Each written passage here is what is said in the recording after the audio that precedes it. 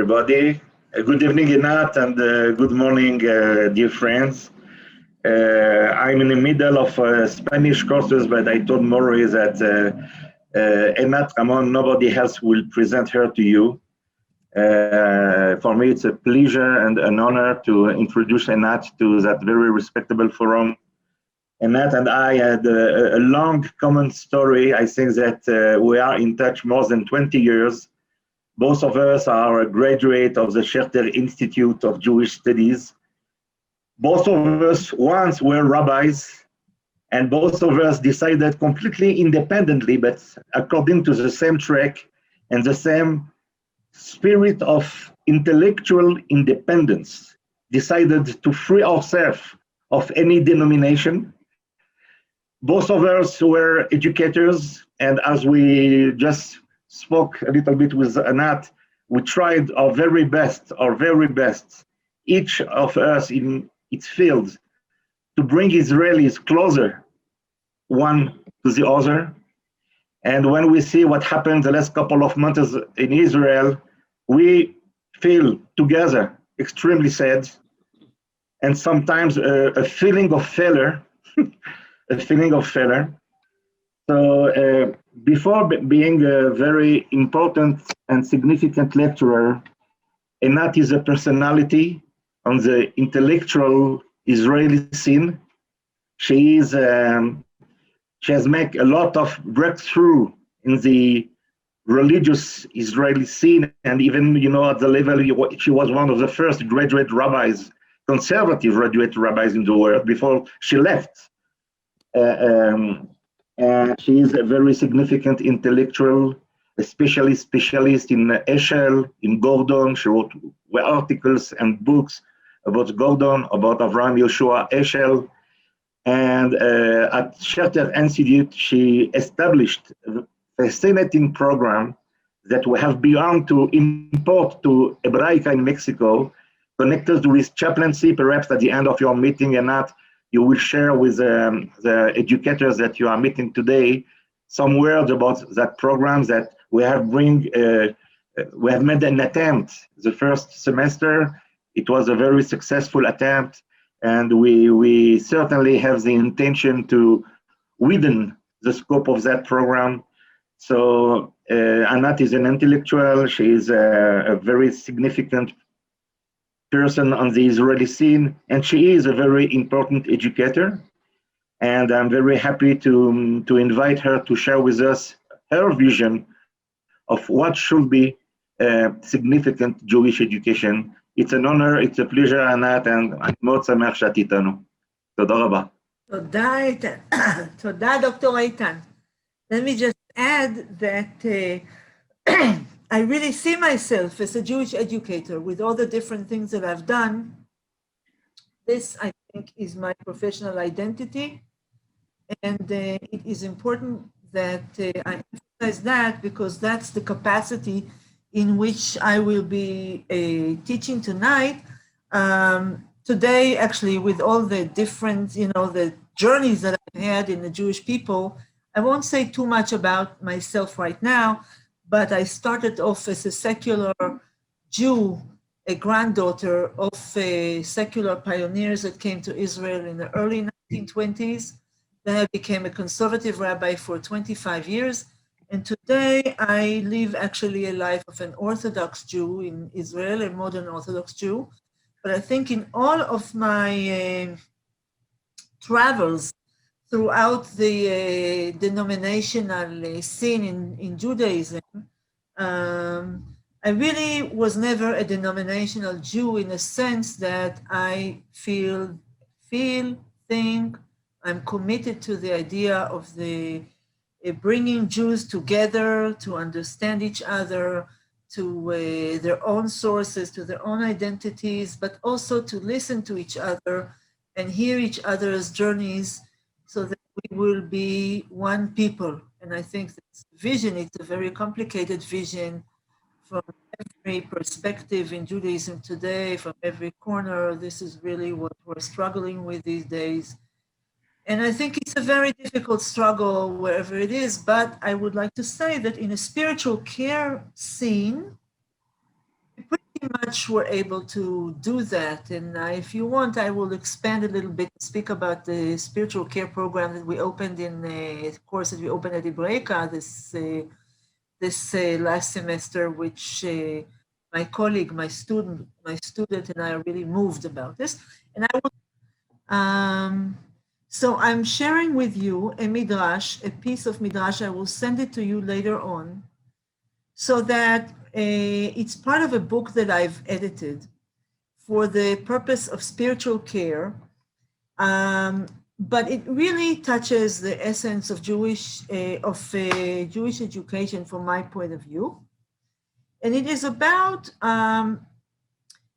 the links between the generations in the Jewish people. So it starts with really saying an interesting statement about the importance of the day in which a person dies, but it really tells a lot about the way we view life.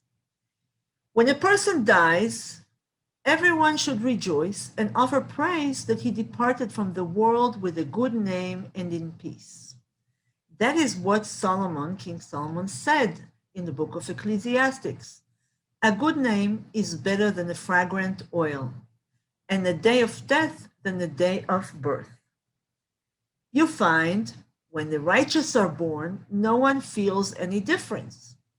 But when they die, everyone feels it. They feel the absence. Next week, we will read about the death of Aaron and Miriam. And so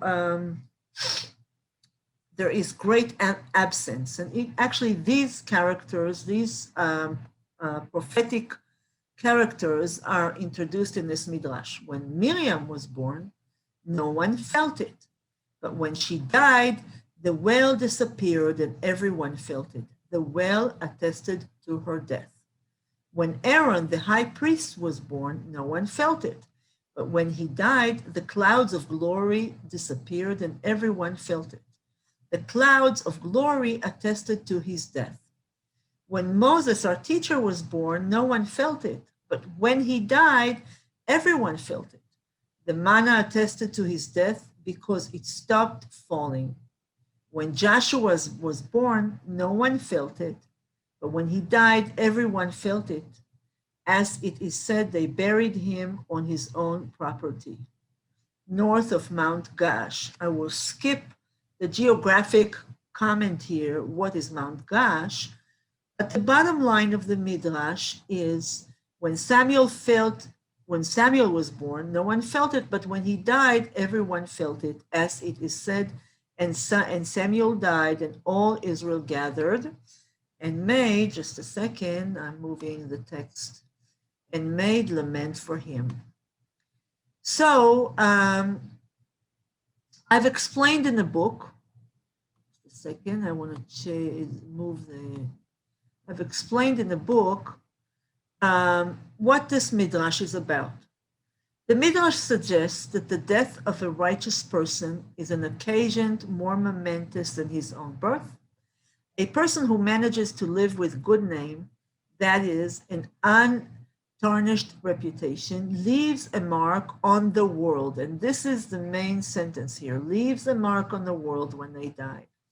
There may even be a change in the natural world to signify the death of the righteous person, as was the case with the manna, which according to the Midrash stopped falling when Moses died, also as was the case with Miriam's well, as was the case with Aaron's death. The story of Joshua's death, as presented in the Midrash, suggests that God wishes for people to take note when a righteous person dies and to experience the full impact of that loss. So I will read my own comments on this later. I'll stop sharing, I'll get to see all of you. But my point here is that all of us have stories and role models that we carry in our lives, and that these role models are the source of our Jewish education. that we choose to educate our children to be Jewish. And we choose to be Jewish because someone in our history, in our biography, made such an impact on us that we want to carry that over to the next generation. And I want to make 2 points here. One, I would like also to open that for discussion, but I will tell you a few examples, therefore, on my journey as a result of that. But one is that there is always someone in our family, in our surroundings, or a neighbor, or a teacher, someone that we met during our life's journey that made us want to be committed to Judaism. And through Judaism, to be committed to doing good things in the world. And B, I think that these characters somehow resemble or are in dialogue with some biblical character that we identify with. And I can say, therefore, that when we educate people, children, adults, I would like to focus our conversation in this discussion on how do we awaken our students to think about the people that inspire them Jewishly, that they would like to be like them. In what sense would they like to be like them? But before that, I would later want us to ask ourselves, who is that person that made each one of you want to be a Jewish educator? That made each one of you want to be want to educate people, want to be Jewish yourself, want to be Jewishly educated. This text, I suggest that you will take it. I'll send it later on to Mauricio. And I suggest that when you are sitting with teachers, with parents, with students, this would be the question that you will ask them. Who in your biography, who among the people that we've read about, that you've read about in the Bible, is an inspiration to you, and how is that person an inspiration to you? So we will go later on around the circle, and I want to experiment to kind of do that exercise together, but I will first start with my own story. As I said before, I was born in Jerusalem, and I was raised by grandparents and parents who lived in pre-state Israel. Today I'm 62 years old, and my grandparents came to Israel as pioneers. Their families have already been secularized in Eastern Europe, and for them, for my grandparents, the opportunity to come to Israel was a way to connect with their Jewish identity. For some Jews, I would say many Jews who come from Islamic countries, and I will say that this is unfortunate history in Israel, that Israel had secularized these people. I don't think this was the goal or the agenda of the Zionist movement initially, but it is true that many Zionists were secular already in Eastern Europe. And for them, for those people who did not assimilate and were not religious, of course, many people were also religious and came to Israel, because in the Jewish prayers, we strive to return to the land of Israel. But for us, in our family and in many other secular Zionist, socialist families, the background of secularism was already there in the diaspora. But the very moment that they felt that there is no future for Jewish youth in Poland, in Russia, and they picked up their things and came to Israel, when later on, when I was in second grade, in my secular Jewish education, and I read about Abraham, I felt that I know this person. I know who Abraham is. This is my role model. Why? I think that his story is very much the story of my grandparents. Lech lecha le'artzecha, go out to your land. You know, I'm not saying that as a Zionist preacher to say everyone in the world should pick up their things and come. This is a very complicated thing. What is the world? But I do want to say that when we read the Chumash, we read the book of Genesis, and we read about Abraham, there is a sense that, and later on we read about him in the Midrash, that he was on one side and the rest of the world was on the other side. And that at some point he understood what it means to be God's servant, God's believer, God's partner. And there was a lech lecha. The lech lecha was not only to go to another country, to Canaan, but the lech lecha was also to go away from the idol worshiping society. Be an individual who stands on the truth that he discovered, and to be very clear that this is where I go, this is who I am. I no longer live like the rest of my surroundings because I become God's partner. You know, now I'm speaking in Abraham Joshua Heschel's terms, in the sense Abraham Joshua Heschel was a non-Orthodox but a very traditional Jewish philosopher who lived in the United States, was born in Europe in 1905 and died in 1973. And a lot of his writings, many of them were translated to Spanish because his students came to South America. A lot of his writings speak about the prophetic moment of the biblical person. What really motivates these individuals that we learn about in the Bible? What is really, where is their heart beating? And I think that when we look at the histories of our own families and we think about who were our role models, like I've said to you now, my grandparents who came to Israel before there was an Israel, they took a risk and they came. This was what we would say in the religious studies language, in the philosophical language, taking from the existentialist philosopher Kierkegaard, this was a leap of faith. We don't know what's happening in this country, but we're making this leap of faith because this is what's right for us as Jews to do.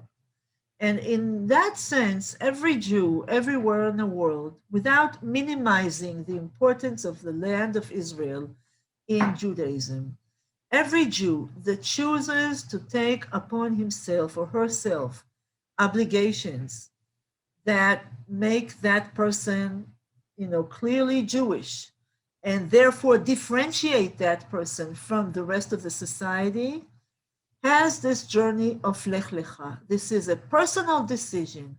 We can be parts of various families, but at the moment that we choose to be part of the story of the Jewish people, of the task that the Jewish people has to do in the world on a personal level and on the public level and on the community level and on the people's level, this is a moment of Lech Lecha.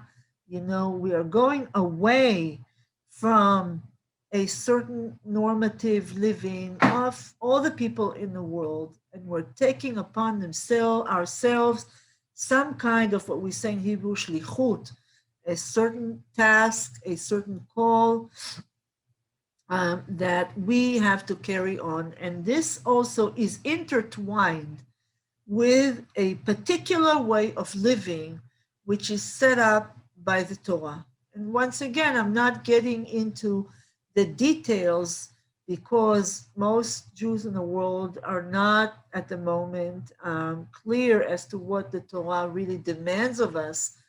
But something from the Torah takes us away from being just a person in the world to being a Jew and to carrying out a task in the world. And so translating this into, and I think that this is really something that childhood memory of, my conversations with my grandparents, and then my conversations with their children, my parents, who already were born in Israel, in secular societies, but secular Israeli is something very unusual in the world, in the sense that people do not keep many of the traditions, but at least in my parents' generation, there was something in their heart that was so deeply Jewish that when I look back at this, today I lead a life that is run by Shulchan Aruch to the best of my ability, and Halacha, and Kashrut, and Shabbat. But I think about what my parents told me about Judaism when I asked, do you believe in God? They said, yes. My mother said, yes. She never went to the synagogue here, never. I went to the synagogue when I was a teenager, here and there, and then regularly when I was in my 20s. But she never, yes, I believe. My father would say, I believe in the chosenness of the Jewish people. Where is this coming from? A socialist, kibbutznik? So yes, they did read the prophets. Jewish education in Israel those days was very rich. People would read Isaiah, Jeremiah, Ezekiel. They identified with a message of redemption, that that they felt that they were living the redemption of the Jewish people. Today, I think we see, and that was also predicted by the prophets, how complicated these processes of redemption are. It was, all of these things were foreseen by Ezekiel, that it's not, the return to the land is not like immediately all the problems of the Jewish people are solved. But they really felt that in their heart. We were living in Jerusalem, and Jerusalem was divided until 1967. And they said, one day, my father said, we will return to the Western Wall. And then a few months later, we were there. And when I look back at these conversations that I've had with my grandparents, why did you come to Israel? We just heard about the opportunity and we came. In all, the ways there were so complex. You have to walk, you have to go into different places. Israel was not, after the British Empire was here, was not really open to everyone. There's something inside that makes the person want to be Jewish. And when I look back at my family and why I chose to be a very committed Jew, a Jew that is very conscious of her Judaism, and to dedicate my life to Jewish education, not everybody has to do that. You can be a committed Jew without that. But it has to do with the emotional, spiritual imprint that is given to you at a very early age. So if one thing I could say, reflecting on my own life and how I've educated my children is that do not hesitate as parents, and encourage parents in your communities, in your schools, to speak about the most existential issues to their children, to talk to their children and tell them why they think it's important for them to be Jewish. Why is it important to live a Jewish life, however the family lives a Jewish life? Tell them that you expect them, whatever you expect them to be. If that you expect them to marry Jews when they're little, when they're 3 years old, when they're 4 years old, whenever they begin to understand. Children have a very high and sophisticated understanding of life. It only does good to them to talk to them about serious issues. We want you to keep kosher. If you keep kosher, I'm not here to preach what to do. We want you to be a Shomer Shabbos. When they're 18 years old, when they're 16 years old, or when they're 14 years, they decide to rebel, they rebel anyway. but at least they know what you expect them to be. And from a young age, this is important to us because such and such. Tell parents in your schools to speak to their children that way. Children are not only into Mickey Mouse and whatever characters are on TV. That reduces their depth, that reduces their deep understanding of life. And I think in a world today which is so globalistically oriented, the best thing that you can do, that parents can do, is to give their children a clear identity. This is who you are. We belong. We're children of Abraham. We're children of Sarah. We belong to that family. Let's talk about that family. Let's be like that family. And how are we these families? So when I brought you that list of, the people whose legacy we remember after they die, often it doesn't have to be after they die. Often they're old people and you can say to them, look at grandmother, look at grandfather, look how they're living, what beautiful, what wonderful people they are. Encourage the parents in your schools to tell stories about their family's Jewish identity to the children from a very young age. Sometimes these stories seem to be mundane and ridiculous, but they're not. They're serious stories. The same way that Agada in the Talmud, you think, what's this strange story about? Whereas has a lot of depth to it. I would tell stories to my children about my great-grandparents, things that I've heard from my grandmother. How, my great-grandfather fell in love with my great-grandmother in a matchmaking when he was matched to her. Children like these things. And they know these stories, and I think we carry these family stories together with us. And the Bible is a collection of the family stories, of the family story of the Jewish people as a large family. And so we talk about these, whether you have the weekly portion, whether it's Passover, we talk about these characters, about these profound characters, as if we know them. It's the same way that I felt in second grade. We learned about Abraham, and I always think about this, I know him. So why do I know him? How do I know him?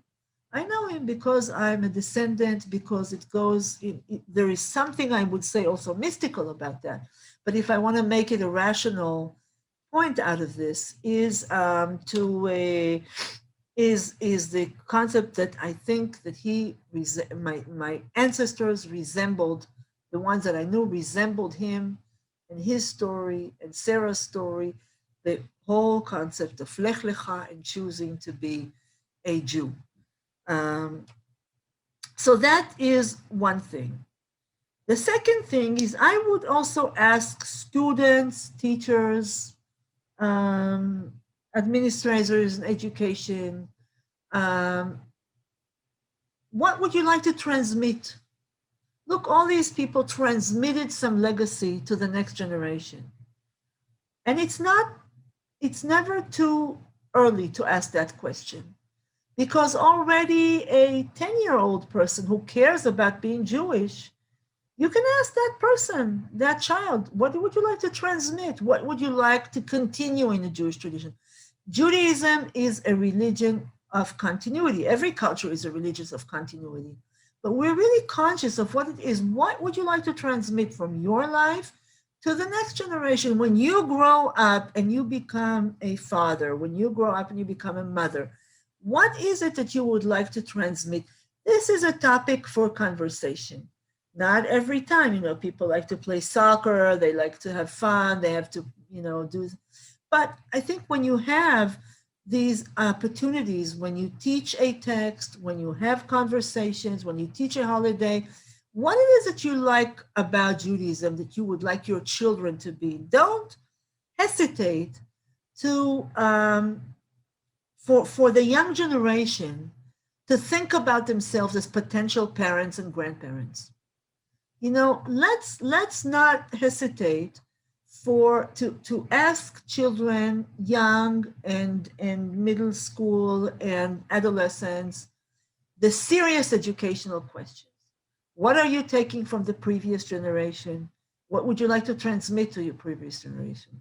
Why would you like to be Jewish? What is it about Judaism that you think is a serious thing, that's something that you need to do? I remember one time, one of my educators, when I told her that I've asked my students, what's fun about Judaism? She was shocked. She said, Judaism is not about fun. It is a serious task. It is a meaningful task. But sometimes I also think it's fun. Some of my ancestors come from Hasidic families. And in Hasidism, there's always the emphasis that everything that we do in Judaism is about happiness. It's about celebration. We're not suffering, even though we have a lot of work to do. We love what we're doing. We learn to love what we're doing. So can we think about the future? But what I would like to emphasize here, that the conversation of Jewish education is a conversation about transmission of a very precious tradition that we have received, and we will transmit it to the next generation. And here I want to say that in that mode of thinking, we meet more and more characters from which we receive something and we want to transmit their legacy. So later on, after, as a child, I was introduced to the characters in the book of Genesis. Then later on, I studied about various historical figures in the recent history of the Jewish people. And I remember when I was, so this was second grade, I think in fourth grade, or in not fourth grade, probably eighth grade, we studied about the history of Zionism. And then I read about one of the founders of the kibbutz movement, Aleph Dalet Gordon, who was a spiritual leader. And today I also know that he was partially observant in the sense that he observed Shabbat, even though he lived in the secular kibbutzim. And certainly the secularization of Judaism in Israel is a challenging, I would probably say, the most challenging task, the most challenging obstacle, the most challenging question that we have. If we secularize Judaism more and more and more, what are we left with? What's then the justification to having a Jewish state? But then if we only live according to the Shulchan Aruch, we cannot live in a state either. There is a material world that, our lives in the diaspora has not given us, and in the religious life has not given us enough tools to run a country, to run industries, to run an army. So more and more there are questions, what if? And also people come from different perceptions of life, from different concepts, from different life stories. So how does all of this come together?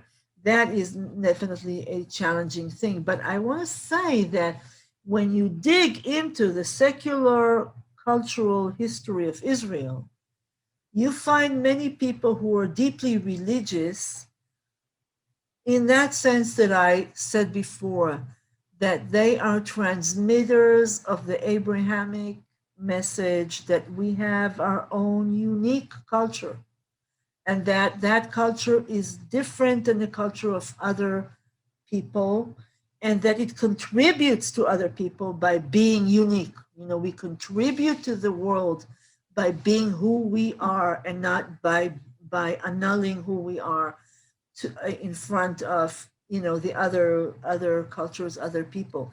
And this was a very unique message of Eddie Gordon, who died in 1922 at Kibbutz Dgania, the first kibbutz, and was also a secular kibbutz. And again, there some of the people came from secular homes, or secularized home, like my family. Some came from religious homes and became secular when they came to Israel. Obviously, that generation was very dedicated in Israel to building the physical, material place for the Jewish people. And they felt in their hearts agony over the fact that the Jews in the diaspora had no land that they owned, that they really were that land was under their feet so that as a people they could live and know that this is their land. They felt that they were pushed and persecuted in the diaspora, and they felt that their dedication to the Jewish people, and this is something echoed and acknowledged by the chief rabbi of that generation, Rabbi Abraham Yitzchak Cohen Cook, that he appreciated, even though he was very critical of their secularism, he appreciated their dedication to the Jewish people by building up the material basics for the revival of the Jewish people. They felt that it's almost offensive to talk about the Jewish people's chosenness when we are so harshly and cruelly persecuted around the world. And for them, coming to Israel, whether they observe Shabbat or don't observe Shabbat, that seemed to be secondary. Of course, in many ways, I think it was a short-sighted thinking. On the other hand, what they felt was so burning need was to build the physical infrastructure for the Jewish people in Israel. And so Gordon lived among them, but he was observant. He observed Shabbat. And since he was older than them, he also directed many of their rituals, funerals and Shabbat dinners and all that. And I remember I was then 13. I thought, wow, this is such an interesting man. And eventually, 30 years later, I wrote not 30 years later, but 20 years later, I wrote my dissertation about him. There is something about these people when you meet them or hear them that eventually in life you'll go back to them. You'll explore them. There is something about that, in the same way that when children read about Abraham and Sarah and Jacob and, last year, please also encourage your students and teachers to be not only transmitters, but initiators of Jewish learning opportunities. What do I mean?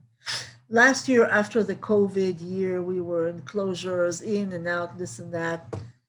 My daughter organized here, she's a soldier now, a learning, they convened about maybe 15, 20 teenagers, some secular, so to speak, but really interested in Judaism, some Orthodox, some former Orthodox, a whole spectrum, to study together for Shavuot.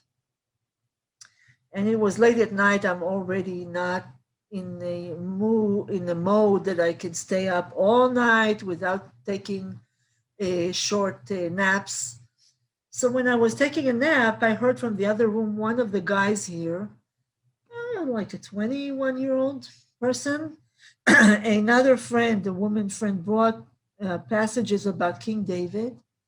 And this person, secular, but he was educated and he lives in a secular religious community where they have religious and secular people living together. And his father is also very interested in Judaism. I hear him say, King David, no matter what, I will always be on his side. At 20 years old, But that just shows you how people, when they read about these figures, these historic figures that are never simple people, they always have dilemmas. There are always difficult issues that they face. They're always on trial. God is giving them one trial after another, and they overcome it, but they suffer and they celebrate and they have their victories and they have their when they feel defeated by life. But the same way that I kind of felt like it's so I was just so happy to hear that here like a bunch of kids, basically, teenagers studying Torah together, and they start interacting personally with the people, and some identify with this person, some do not, some identify with another person. But here is that role model that I will walk with in my life. And then other role models will be added. I should also add, there are many women role models, and we should pay attention to them when we teach Judaism, there are more and more women who contributed to the Jewish people this way or another way.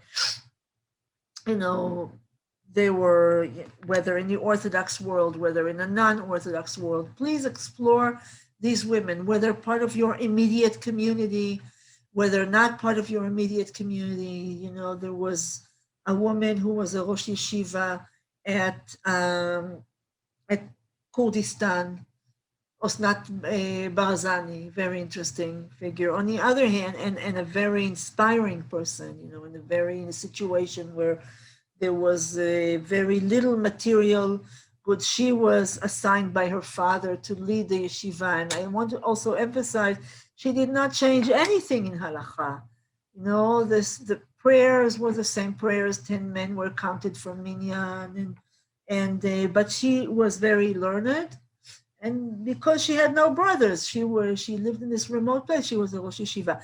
But we don't always have to choose people who are so intellectual or public leaders.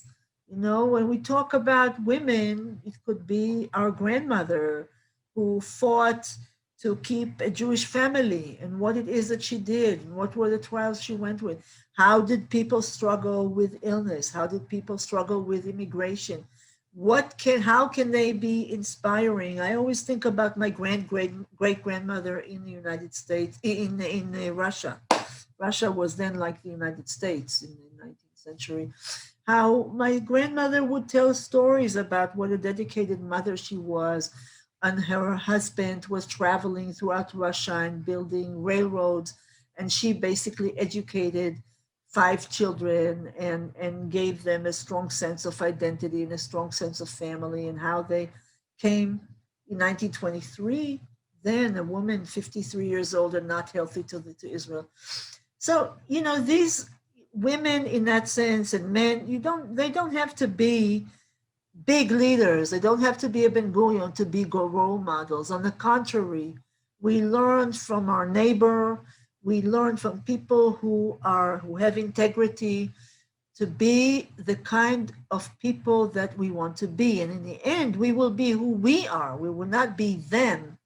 But there is always something to take from each one of the individuals who made a choice of Lech Lecha, the Abrahamic choice. You know, I will be a person who would follow God's word, and I will be God's partner in this world. And there is a Jewish tradition that tells me how to do that, and I will take part of that. Please keep these conversations among the teachers, among the students of all generations, among parents. By the way, the passage that I've sent to you, that I've shown to you, I'll send it. You can teach it to them and inspire that kind of conversation. Also, I want you, and I would like to encourage you to create structures in your schools of support. And this goes back to my becoming a spiritual caregiver in the last 10 years. Structure of support. And in that structure, I would like you to be able to visit a family that's sitting Shiva, and bring that text and ask how that person who passed away is inspiring us. What are we taking from that person to our own lives? That tragedies become a source for life, for optimism, for continuity, for transmission of traditions. Or at the same time, it is also an open conversation to discuss what it is to say goodbye to a person.